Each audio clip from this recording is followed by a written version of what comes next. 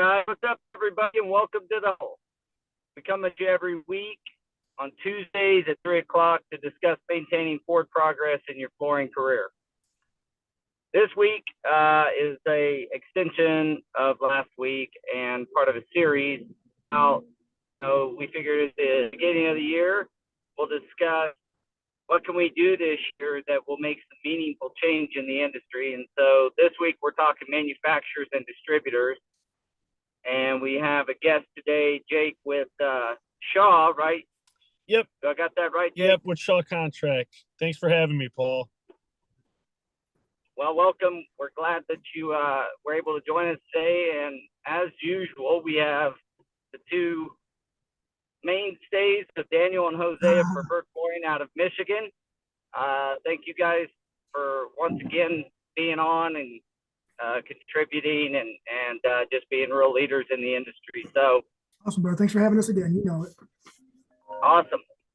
Well, this week I pulled a Jose. Anybody who joins our podcast every week knows that Jose's usually in the truck going somewhere. It's my turn. So that being said, we're going to kind of discuss some ideas that manufacturers, that we feel from just a quick background. Most of you know that I own a floor covering company out of Wichita, and I'm also founder of Go Carerra. There's a lot of things over the 20 plus years that I've been in the industry that has changed with manufacturers as it applies to training and really how it applies to the installation community. Jose and Daniel have been installers for how many years, gentlemen? 20 something. Yeah.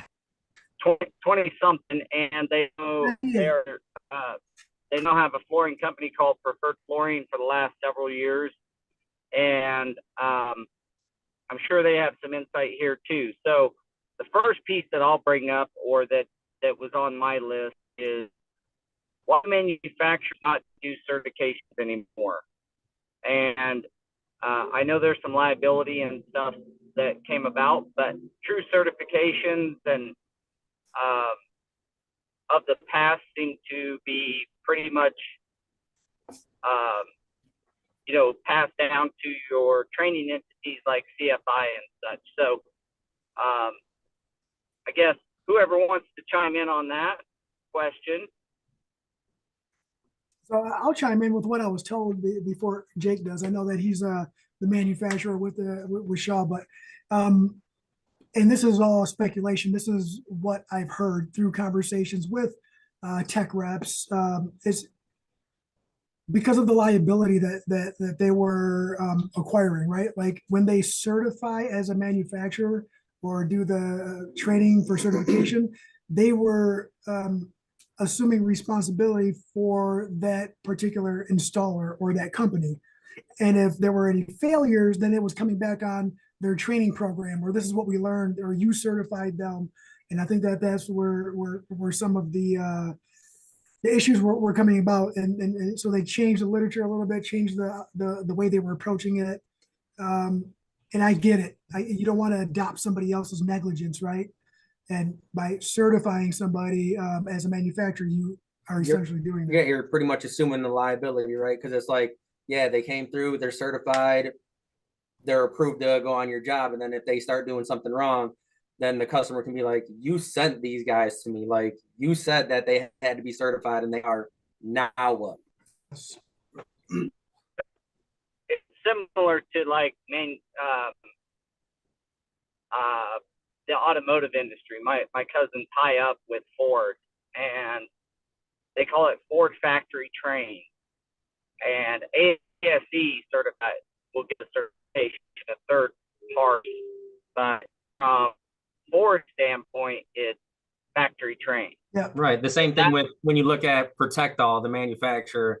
When we went through that, I mean, it's had been 10 years ago now when we went through that, and it was not a certification, it was a factory training. Yeah, they're just they're educating you on their product and limitations. And then what do you got to add to that, Jake? Like, Oh, what was that, Paul? No, I was just gonna say quickly, some manufacturers still train. I mean, or certify, or at least the last time I checked, like Nora, do they still get certification? Nora still gives certifications, but when I went through there,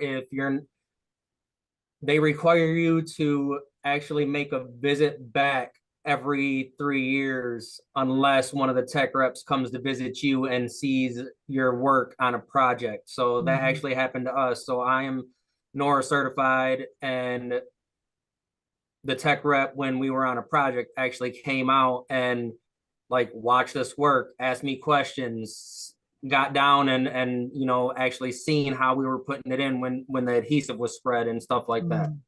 Yeah, that's something that I was going to add as far as certification. I don't know if Shaw has done it in the past, but I know there are trainings offered, or we can have our tech team out in the field if there are specific projects that you are working on that need that kind of oversight or technical training.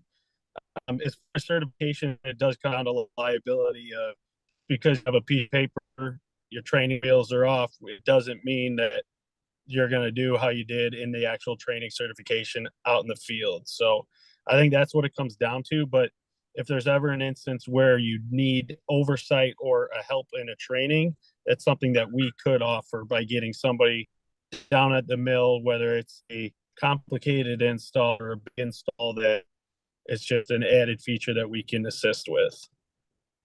So with that, that's on a project by project basis. Do you guys log that anywhere? I think the missing piece is that we've stripped installers. Now I understand the liability piece, but we've kind of stripped installers from having ways outside of Go Carerra. And of course, I'd love every installer to be on Go Carerra, but at the end of the day, we've somewhat stripped installers of the ability to prove their skills and their training and their dedication to the craft outside of Go Carerra. They can't show a certificate unless it's, Yeah. you know what I mean?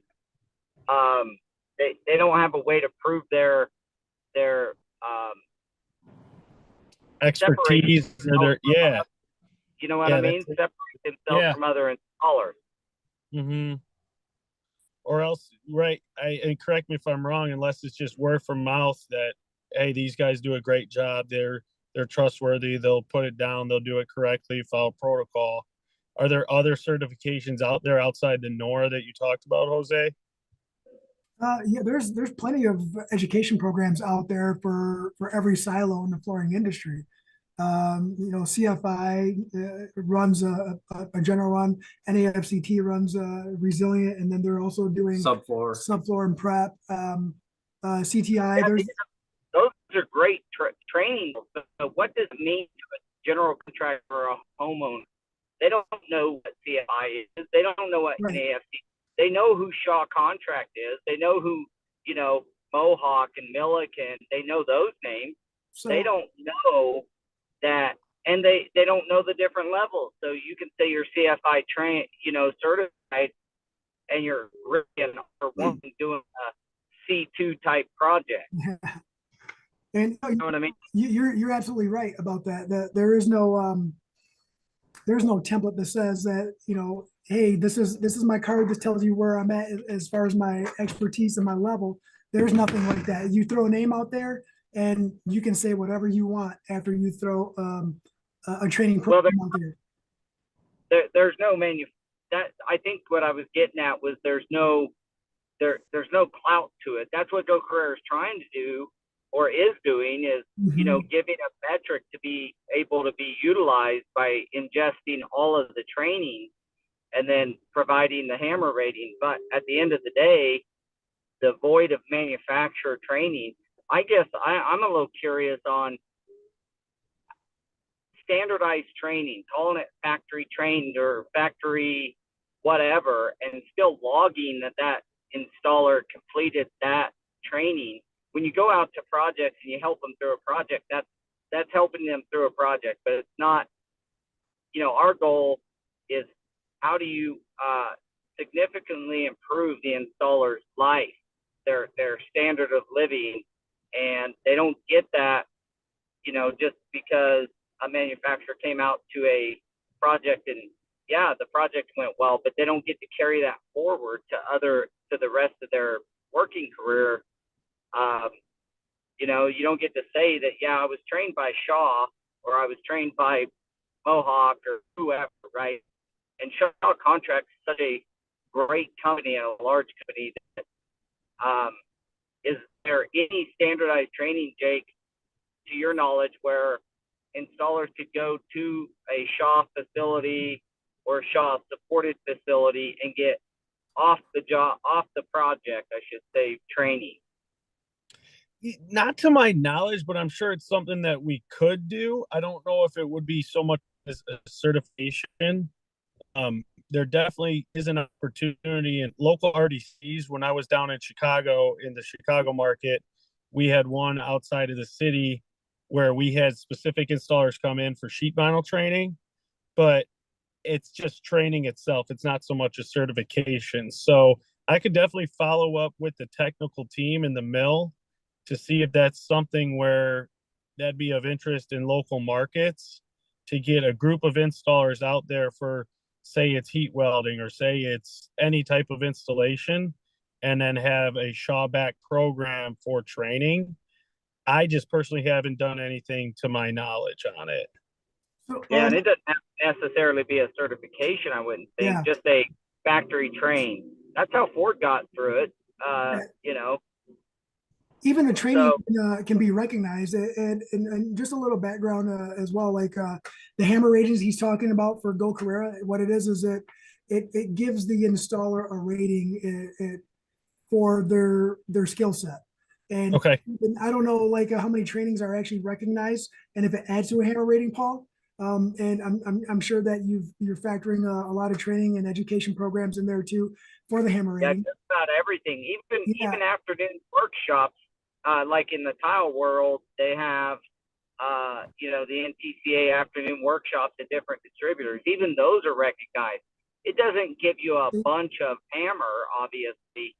Your afternoon free lunch, but still recognize that there's still 100 other installers that didn't go to it, and you still did, and you still participated, and you still probably learned something.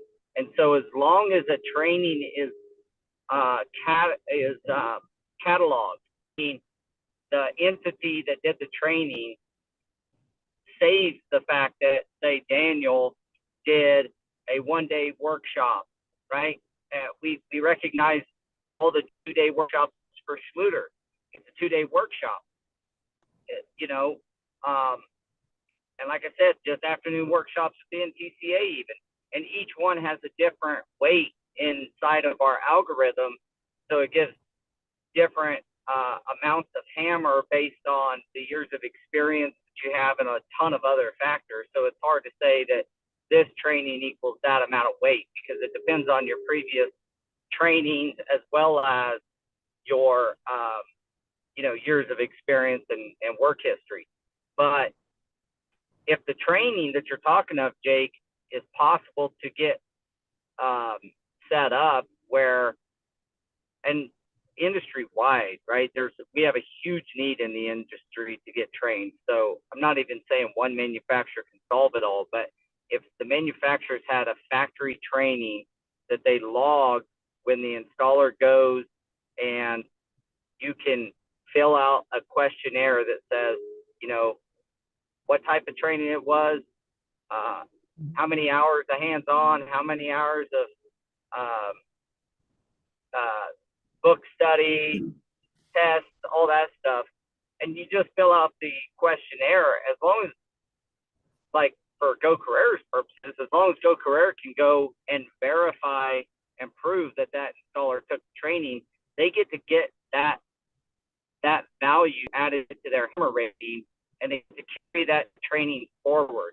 It's a way to incentivize installers to especially independent installers that are not under a company's veil, not employee installers, to go get trained, spend the money and the time off to get trained, because it means, more more work orders and more pay down the road for them. The training itself, Jake, might not hold weight alone because it's just quite as a training, but Right. that training with a certification in that same field, and now all of a sudden now that holds more weight. So you're taking this glob of certification, let's just call it, like, let's say C1 or C2 or something like that from CFI, just use that, right? But now I'm adding on to that. Now I have the formal technical training and the science behind everything. Now I also have, Shaw's training for their carpet and their backings and what they have. And I think Exactly. add more weight to that initial certification that installer has devoted their time to. Yeah, I mean, Yeah. think about just as adding tools to a tool belt, right?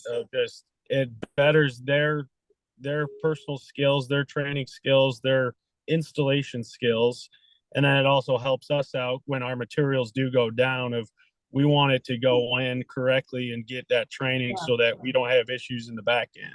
So then So it helps everybody out in the overall sense. It's just and a lot of like with Patrick, when I know you had said something before we started recording, but like our relationship with Patrick didn't start as a sales relationship. It started as an installer talking to the sales rep, trying to figure out the problems and making some decisions from an installer standpoint. Exactly. And that's what happened. Hey, how'd you guys fix that? How'd you guys know about that? And talking to Daniel, like, he's like, oh, you guys really do good work. You know what you're talking about, know what you're doing. Yeah.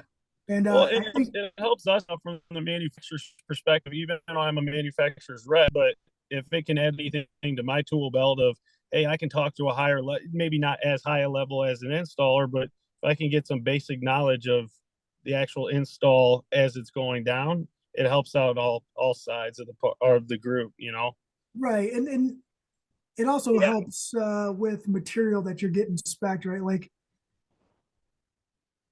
the whole thing I'm going to jump here. I want to say thank you for bringing that up, Jose, because the fact is that say you're C2, like you said, and then you get a Shaw, factory training, it's like a booster to your other certification that you already got. It's like it adds fuel to hammer rating fire, so to speak. And so it's more value if you're already certified and then you go to a Shaw factory training. The weight is heavier because of the foundation you're building on. I don't want to get real nerdy on the algorithm that creates the skill score because it's very complex, but essentially what you said is correct. And one other benefit is that, as an installer going through and they may be C2 certified, but one of the problems that I've found in the commercial floor covering industry is the backings changing and the recycled backings, and then getting rid of PVC and then adding PVC back in and then some blend. And how many backing changes has the industry had in the last 10 years? You're not getting that on a certification. You're getting that from the mill. When you guys change your backing, I had a 2,000-yard job fail because one of our installers, and I will not name the mill, but they had a new backing system that required certain, and if I tell you the processes, but certain processes, and those processes were not followed to the T. Well, the installer had no idea. Heck, even our PM was somewhat. Are you talking about because you had to prime before you spread the adhesive? I'm not saying anything, Daniel. I'm not saying stuff. You see what he's trying to do there? But the is, and the mill helped us out and stood behind, and but the fact is that failure never had to happen with proper training. The failure never had to happen, and with over $3 billion in failures annually in the flooring industry, if you include moisture failures, could we not, as a industry, as an advocate for installers, find a way that to half that? How much better is our industry by halving the failure? It's a over $1 billion deduction from failures, right? So I hope that manufacturers this year really focus on the installer and form some training. Don't call it certification. Let's just call it factory training or factory informed. I don't care how loose you get with it, as long as the training is really valuable, and you can people can check to make sure that installer reads that training. That's a step in the right direction. So we just had the Taylor rep. You're breaking up a little bit, Paul. So we just had the Taylor rep in here right before we got on here, right? And he actually just told us that if we're CFI certified, you actually get a lifetime warranty when you use their adhesives in your projects, as opposed to their 10 or 15 year whatever comes standard, right? 2 years. No, that's installation Oh warranty. yeah. But how can we get with the manufacturers and actually have them put in their documentation if we hold certain certifications, then even our labor warranty is extended on top of the manufacturer's warranty on some stuff, where it's instead of a 10-year warranty, you get a 15 or 15-year, you get a 20-year, backed by not only the manufacturer, but the organization you're certified from. So that way they can actually see the value that they're getting, as opposed to just hiring someone off the street and hoping that they get a warranty at some point. Yeah. I think that the extended warranties on labor in particular, you know, we're working on one thing that I think, you know, we'll be chatting on this offline, but basically once you reach a certain hammer rating, we're working with some insurance companies to provide the same labor warranty that like install does, which will give the like a 5-year or 10-year labor warranty if you're 3 hammers or above, as a sales piece to the installer for when they're out there, you know, selling their services. But from a manufacturer to stand behind it, what do you think about that, Jake? Yeah, again, it's if you can add more to it. I don't know how it would work but you give me homework and get with the technical team and warranties on. I don't know how that would work along with the set warranties that we have in place. But if they do go hand in hand, I don't see an issue. But again, don't shoot the messenger. But I can bring it up the totem pole and exactly see how that would work, though, of how can you get that extended warranty if you have a separate certification. I don't know personally how that would work without going up the ladder. Well, it's all a process, right? It has to start everything starts with an idea. That's exactly all we're doing right now is we're spitballing. How can the manufacturers and distributors help? You know, case in point, one of our distributors just brought the Taylor rep in here to talk about their products, and just doing stuff like that is really beneficial because they have some products that we didn't know about, right? So it's all about, you know, just making your rounds. And as a salesperson, I know how busy you are because I know how much I email you per day. But it's all good. But I can only imagine what your inbox looks like.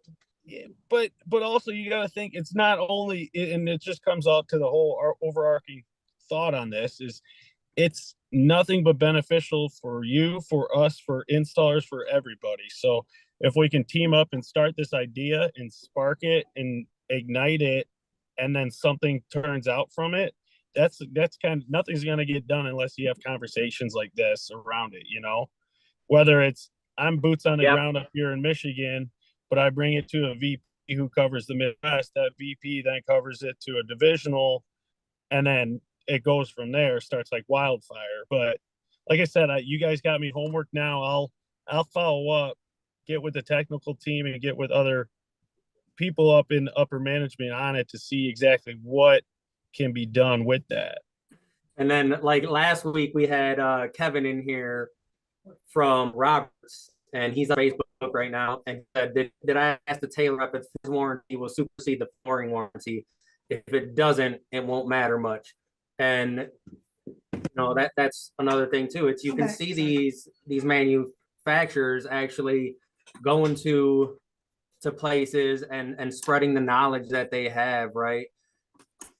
And that's a wonderful thing. I love it. And if you look at it, so we've talked with the NAFCT about how, and that's the National Association of Floor Covering Technicians. If you didn't know, we've talked about before how these manufacturers are dropping their certifications and how that liability, but it's about getting with these other training entities and actually saying, all right, your guys' training holds its weight in gold. How can we partner with you? Because just speaking about resilient sheet goods, right? Sheet vinyl. You can use the knowledge from learning one product and kind of translate that over to all the other products. So to have just every manufacturer doing their own thing doesn't necessarily make sense anymore, but getting these manufacturers to actually back these different organizations is something else. And that's something that I don't have to deal with, but it's something that I want to talk about, right? Because if we can have all these manufacturers backing us up, that just makes us more powerful. Well, and I want to, that's one of the reasons that Taylor does that, is because they're so closely aligned with CFI. So they, if others could align, and I don't know all the dynamics in the background of the training entities with manufacturers, but we're all, it's like the industry's working on, bringing in more people, and I support that. But something you said in a conversation earlier today, Daniel, is that it's been brought up by multiple people and probably agreed upon, is that we have plenty of installers. We're lacking quality. We're lacking, first off, a way to verify or know that they're quality without working them and then finding out they're not on a job. So that's kind of where we're trying to fill. But then you got plenty of guys that are working, but we're really lacking those quality installers, right? You said that earlier, didn't you? Yep. Yeah, we have a surplus of installers. It's just not many of us are qualified to the standard that we need to be in the industry. And that if you look at it from a whole, just on the commercial side, there's so much science that goes behind the adhesive, the products that you have to know, and then you pair that with actually having to know the science behind what you're installing on. So if you're installing on wood, what kind of wood is it? If you're installing on concrete, are there any additives in it? Is there anything topical on it? What do you have to do if there's something on there? So there's so much that goes behind it, and there's so many people that are in it, and the stores that are selling these jobs. That's what the salesmen are there for. They're there to sell, and then they worry about the installation afterwards. Because like I said, I'll go on these dealer groups and stuff, and that's what they say. It's sell, worry about whatever later. As long as you get that sell, nothing else matters right now. That being said, I don't mean to take away from that, but I want to ask you a question here, Jake. How much of product knowledge are you as a sales rep in the area? What is the requirement of product knowledge on your behalf as a sales rep versus a tech rep? I know tech is more technical, but I'm just curious, like what is required of you to maintain and how do you promote the knowledge of the product, make sure that the installer isn't set up for failure, or the company that you are helping select a product isn't set up for failure? Yeah. So what's unique, I came out, which I've out of college, I lived in Georgia for 3.5 months. So I went through the Shaw training program where it was all product knowledge. Again, it does come down, like you said, just we know so much about the products and where they go, but once we get it out there, we get the specification, we need to back it with, we need to make sure it's the correct installation. So we have all this product knowledge and product training. Having the tech team as support, I think I guess all manufacturers could put a little more emphasis on technical training and installation training, because right now is we rely on our installers for that knowledge to pair up with the product knowledge, right? So as myself being a product specialist for Shaw Contract, I would rely on my installers then for that installation specialist. So it's got to be the give and take of, we can't expect all of our installers to know our product in and out, just as I don't know the installation in and out, and that's where I need to rely on installation or my installers for that. But like you said, if there's the training that I was offered was mostly product, minimal installation, what we could do is get that flip-flop of, we try to install, or we try to help out with the knowledge for our install, but that vice versa. If I could get help on the installation knowledge, it just betters everybody's chances for less failures, better installs, better products, better projects being installed, and just happier customers overall. So greater percentage of success equals a greater percentage of word of mouth business, which turns into exactly. And that's it creates word of mouth for everybody. Everybody's happy in the long run, and you don't have to look at project 2 to 3 times after it's installed, whether it starts to fail, anything fails. So overall, it makes sense to just team up, and we're all doing it for the same reason. So yeah, ultimately, from a brand standpoint, when a manufacturer has something fail, whether it's the installer's fault or not, the end user typically has some type of strike in their mind about that manufacturer. And that's what we try to mitigate that, right? Because we've been in the hospitals where they're like, we hate this product sucks, and then we go and rip it out, and it's like, the product doesn't suck, it's just it wasn't installed correctly, so that what the lifespan was shortened a lot. Like if it was installed correctly, they wouldn't be having the issues, and they wouldn't hate that product. And that's something that we tell the customers. It's like, one, we don't want to throw the installer under the bus, because they did the best that they could. They did the best with the knowledge that they had. Was it enough? No, but the manufacturer shouldn't pay for what that installer did at the same time. It's a great product, and if we installed it, you'll see that. And I mean, I'm not, at some point they've already made up their mind, and they're going to switch out the product, right? But it's like, we just want to let you know that down the line, if this product gets spec'd again, it's not a bad product. Yeah. And some of it too is maintenance, right? Like if they didn't maintain it properly, if they were using it to maintain it because in their head it's been institutionalized and this is what they've been doing for 20 years, but the product specification says not to do it a certain way, they could have killed the life of the product too. So I guess that's the education part goes beyond just starting at the substrate and working way up, right? It's a system. So the end user should also be educated as far as maintenance. yeah, just going off of that, I mean, I have one where the school district went from VCT, where they strip and wax 2 to 3 times a year. LVT. They want to use LVT, and they think it's a magical floor that you don't have to do anything to, because LVT. Yeah.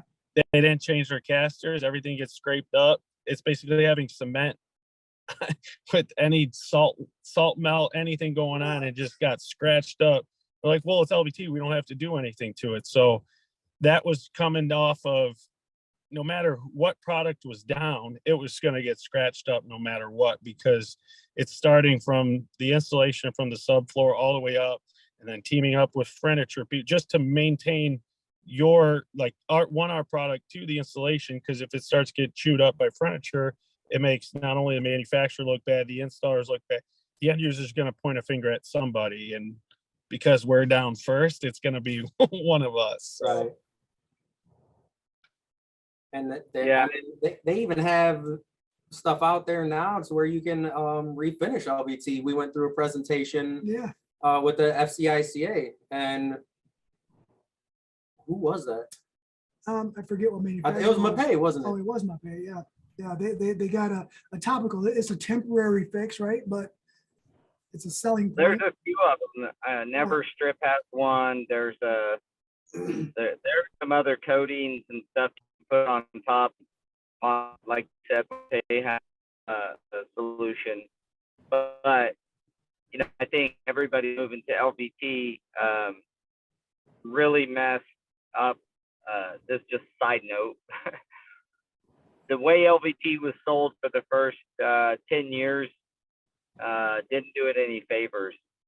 People thought it couldn't scratch, that you know, it was impervious to any problem.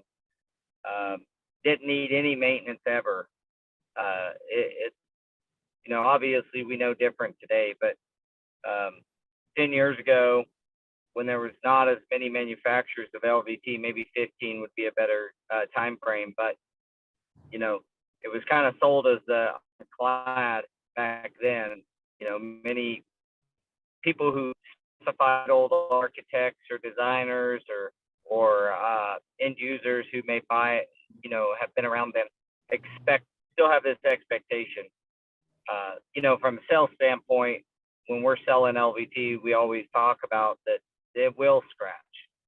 We promise you it will scratch. If you do not take care of it in a proper manner and maintain your dirt, it will scratch. So, but from an install standpoint, back to that a little bit, you know, as manufacturers, if they could do an installer bulletin, was this is my second thought, installer bulletin that could be distributed and actually gotten in the installer's hands on when different backing systems come out, because you may be certified and be an awesome carpet layer, but when a new backing comes out, and I'm just talking carpet right now, but this applies to almost all of them, especially LVT, that particulars for that backing, when the chemistry of that backing changes, so too does some of the processes that need to be considered, how you install it. So, That's part of the training. Are you reading that right now? you reading the chat? I was glad reading the question. Yeah. Yeah, Levi said that it not a question, just input, right? Installation crew and or the retailer should be explaining the cleaning processes and proper maintenance to avoid potential warranty issues, right? And commercially, that's a little bit easier because we have to provide all that documentation anyways. So that documentation, it's easier for us to check the box, but right, the users get it and they never pay attention to it or implement it. It's like a part of our requirement for our specification that we give them closeout, care and maintenance and all that. But you know as well as I do, you go back and look at it in 5 years, and someone who did most of the maintenance crews that take care of those commercial buildings do not read or care. They have their own system and they do something, and I've seen it completely ruin flooring before. But but that's a good point that Levi brings up. Is of course, from a long-term standpoint, keeping the end user informed is important, and telling them how to maintain and clean their flooring or take care of their flooring. It'll eliminate a lot of problems that we go back to try to fix. And I mean, yeah. So installer bulletins, I know that manufacturers have like lists of installers, and if something new comes up, it's just an installer bulletin. Doesn't need you send it to the company, because some companies have employee installers that doesn't get, but something for the installer to engage with when there's updated install methods for different systems or backings or something Jake's like already that. gonna do that for us. He said that every time something changes, he's gonna send us like a little postcard and let us know where it is and how to find the link, right? That's what we're gonna get now, Jake, because you're our guy, right? That's what I said. I told you I have homework, so No, but when you brought up the NORA certification, NORA actually does that. So they change the adhesive and they change their stair installation to where it's not. In order to install NORA stairs, you have to use the tape method now. There's no more adhesive going down. So they did send out, documentation when that stuff changed. That's from the tech side. The tech rep actually emailed me and said, hey, this is what's changing. Email me back, let me know you got this. But So that, is that- that's was on the that certification like side. that's the certification side you're saying? Yeah, Okay, that's because I'm in the certified database. gotcha. So now does that go out to everybody of, hey, here's a tweak of what we're doing with our products. This is how we're gonna do it from now on? Yep. Okay. And then Patrick Mullins on LinkedIn said that this is kind of what they're building, not kind of, that's what they are building Floor Cloud for, direct manufacturer updates to installers. So I guess that's something to look into as well. They've been on social media. I've seen them a few places lately. It says when you go to select the product you are going to install, it sends you a notification of the new change. That's cool. Yeah, Floor Cloud system is pretty awesome. I didn't use it, but I watched their Hey, we watched it together. at FCICA, and then I've talked to the guys over there a couple of times offline. So yeah, that's cool. So Jake, we have a question for you. Flooring manufacturer recommended adhesive.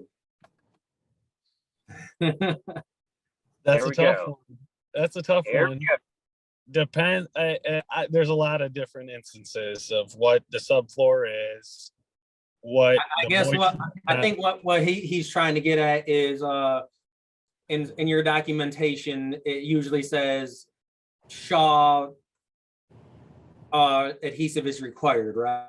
It's yes, we require adhesive for warranties. I understand that always doesn't happen, and installers use what they're comfortable with and what they're used to.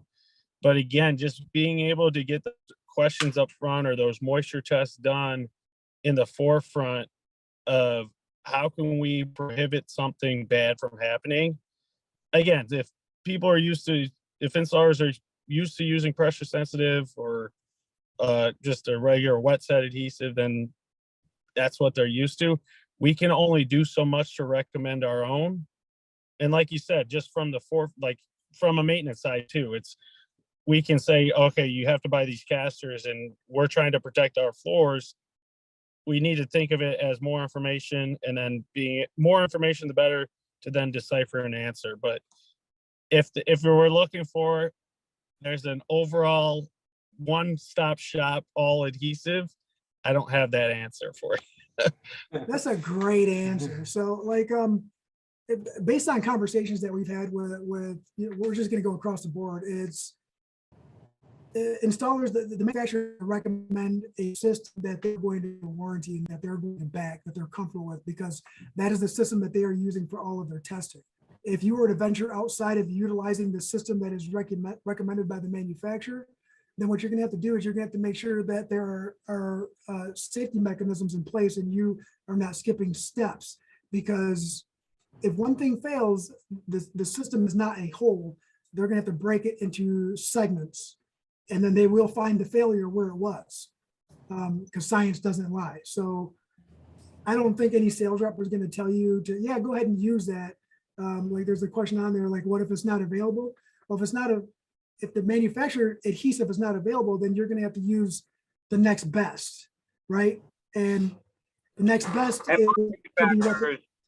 most manufacturers are pretty good at giving that alternative to their product. I mean, I've had that happen with some other if it's a hard set acrylic adhesive or something, well, what's another manufacturer that makes one that you guys would accept? And specifically, I think a lot of us became really aware of this during the COVID problem of supply. We had plenty of manufacturers that were like, no warranty without our adhesive. Yeah. They couldn't supply them, and then all of a sudden they're like, well, you can use these three. Yeah. Yeah. So, and then I'm just going to try to get like an example here because there's a question about that is, Jake, if we were in a scenario where you guys were out of adhesive for your terrain 2, just say we're doing some 20 mil terrain 2 and we couldn't get any adhesive for it, what would be your recommendation for the next adhesive in your toolbox that you are allowed by Shaw contract to tell us to use if that is the case? Yeah. So say that we use our typical resilient adhesive and we can't get it for whatever reason it may be. We then go into different buckets of still that are under Shaw that are approved. But then if we can't get that, then we would then go up the ladder for this project specific to get that I guess stipulation of, can we use this for this project because of X, Y, and Z. So it's just a matter of getting with your manufacturer's rep of, we can't get this, we go to option B, we can't get this, we go to option C. Now what can we do? So it's just that open communication of how can we find a solution that fits this customer. So that question should be run up the ladder, call the rep, talk to them about it, because it could change every conversation. Exactly. Project to project. Okay. So circumstance to circumstance. Right, because sometimes, we're on the fly, right? Because that's what it's. We have this, we ran short on adhesive, the supply store is closing in a half hour. This is what they have. Can I use this? It's either going to be a yes or no. Yeah. And I don't have the capability being boots on the ground on out running around to make those decisions. So I got to run it up the ladder too in order to get that approval to then. Well, not only that, it's we can actually call the number that's on the bucket, right? The tech number. Exactly. Just customer service, or talk to your manufacturer's rep. If you can't get a hold of them, talk to customer service. Eventually you'll get in front of a manufacturer's rep who then will have to reload it back, or at least in my case, I got to run it up the ladder to my manager to then go to tech and so on. So, right. And we've been in the situation before to where we've used some adhesive that said that it worked for certain things, and then it didn't, because plasticizer migration is a thing, right? Yeah. And it wasn't a manufacturer, it was the adhesive. So the adhesive manufacturer came back with, oh, you're not supposed to use it on it. And I pulled up the specs and it says 100% I can use it on this. So can you believe that they made up new labels and redistributed under new labels? Who would do that? We won't say, but well, they don't make the product anymore anyways. It's his fault. No, it's California's fault. Yeah. And actually, you know what? So that's another thing too, is our distributor actually had our back on that too. And because of that instance right there, and they actually stopped carrying that specific product because the manufacturer didn't back their failure. They clearly said in the labels that we had, but their new labels were missing it. And that's what they were trying to throw at us. And we're like, no, dude, like that, look at this, look what we got right here, look at this. Instead of here is the day and writing on your actual old label. And now because of this issue, you changed it. So some installers pay attention, Jake. So hey, that's what we need. The internet can be your friend and your enemy at the same time. Right. Double-edged sword. Well, hey, gentlemen. Holy smokes, we are. Holy here to the end already, believe it or not. So I want to thank you, Jake, for coming on. I know some of the stuff we weren't always, it's not always looking for the exact answer from you, just the insights and thought processes on, I think it's important for manufacturers and the installation community to have some some ways to share information. And I also, going to my very first point, just some level of factory training. I do like the installer bulletin. I know Floor Cloud had jumped in and said, that they're working on some stuff. I know that, Go Carerra long term. Not sure when this feature is out. We will have an installer bulletin eventually where manufacturers just go on and load up new information on their installation of a certain product, and that'll go out to the entire Go Carerra installer network. And it'll show as read or not read, or opened or not opened, and kind of give that feedback on knowing that the installers are getting it and reading it and understanding it. And all those would also be great to have like a tech rep behind it that could answer any remaining questions. So just some ideas. I love it. No, thank you guys for inviting me on. It opened up my eyes as well. So again, if there's any questions, it's good for us as manufacturers to be reminded of this as well, because we are so in product where we got to look at it on the back end as well of how can we get something down that's going to stay down and perform well to make everybody look good. Yeah. And that's our ultimate goal as installers too, is we've come across some pretty good product, but we've come across a lot worse installs than bad product. Yep. Right. Kelly even puts on here, when we were talking about, the manufacturers and backing up installers, she said that the manufacturers back up design organizations all the time. Why not start doing it for installers, since we're kind of that backbone, right? It's you can sell all you want. I always say you can sell all you want, but if it goes down like crap, you got a problem. We're the ones on the front line, man. The more we can do to learn about the product that we're putting down and stuff like that, that's really what we need to do. Well, awesome. And I just real quick, if I can just add, I challenge just everybody to put their manufacturer rep. This opened up my eyes a lot. So if you have a specific manufacturer's rep that you love working with, or just open up their eyes too, so that they can start that conversation where, again, it's not going to do anything but benefit us all in the long run. I love it. Thanks for that comment. That's important. Yeah, push your sales reps and your tech reps to get you the information, and also push. If you caught any nuggets off this off the Huddle podcast here, use them to kind of like Jake said, push your sales reps to maybe make some meaningful change. They can push it up the mountain, as Jake was talking about earlier, and get it up to higher levels. And I think we all want a better installation community, and at the end of the day, deliver great projects for our end users. So, all right, gentlemen. Well, hey, thanks, Jake, for joining us again. And appreciate it. Thank you guys. Appreciate it. Yeah, it was awesome.